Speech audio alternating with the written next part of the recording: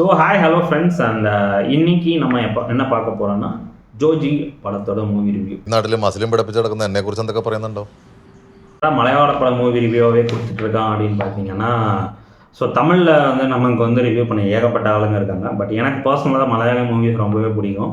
So என்னோட தாட்டும் வந்து பார்த்தீங்கன்னா, movie should educate some one அதுன்றதை பார்ப்பேன். ஓகேங்களா? ஸோ ஒரு கம்மி பட்ஜெட் இன்னி வரைக்குமே அவங்களோட ஒரு டேக்லைன் என்ன இருக்குன்னா, ஸ்டோரி இதை வந்து ரொம்பவே நம்புவாங்க. கேரக்டர் ஸ்டோரி ஸ்க்ரீன் பிளே இதை தான் ரொம்ப பயங்கரமாக நம்புவாங்க. பெரிய பட்ஜெட்டை பெருசாக நம்ப மாட்டாங்க. ஸோ பார்த்தீங்கன்னா சின்ன சின்ன ரூமுக்குள்ளே வச்சே படத்தெல்லாம் முடிச்சிருப்பாங்க. ஃபகத் ஃபாசிலோட ஒரு ரிவெஞ்ச் ஸ்டோரி இருக்கும், போலீஸ் ஸ்டேஷனில் வச்சே முடிச்சிருப்பாங்க. ஐ திங்க் மகேஷ் பிரதிகாரம் எதுவும் வரும். ஸோ அவர் இனிஷியல் கேரியராக நடிச்ச படம். ஸோ அந்த மாதிரி ஒரு நிறைய இம்ப்ரெசிவான மூவிஸ்லாம் கொடுத்த இண்டஸ்ட்ரி. ஸோ அதே மாதிரி தான் ஜோஜியும் ஒரு ஃபனி. ஸோ இதை வந்து Fahadh Faasil sir, Baburaj and Shammi Thilakan and பென்சின்னு ஒரு அவங்க அன்னி கேரக்டர்.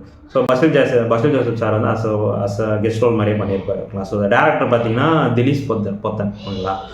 ഇനി ഇത് പറഞ്ഞു നടക്കുന്നവരെ ഞങ്ങൾ കായികമായും നിയമപരമായും നേരിടും. இப்போ இந்த படத்தில் வந்து இந்த 3 பசங்க, ஒரு அவரோட அப்பாவுக்கு, ஃபகத் ஃபாசிலோட அப்பாவுக்கு 3 பசங்க, 3வது பையன் இவர். ஓகேங்களா?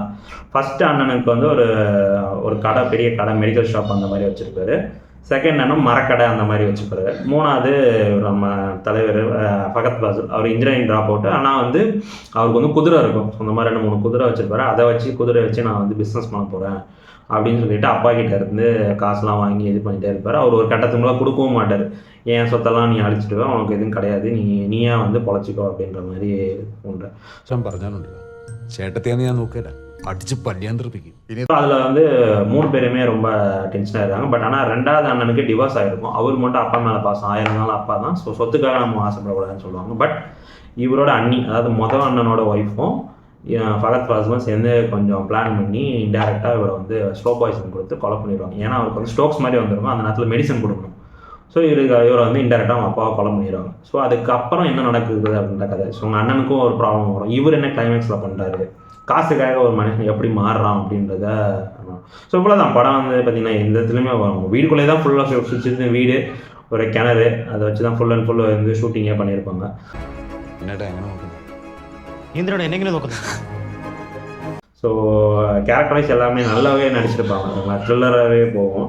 பட் கொஞ்சம் ஸ்லோவாக இருக்கும் நடுவில். அந்த கிளைமேக்ஸில் கொஞ்சம் ஏற்ற மாதிரி ஆயிருக்கும். ஸோ அவர் ஃப்ரெண்டோட கேரக்டர்லாம் போட்டு கொஞ்சம் ஏற்ற மாதிரி ஆயிருக்கும்.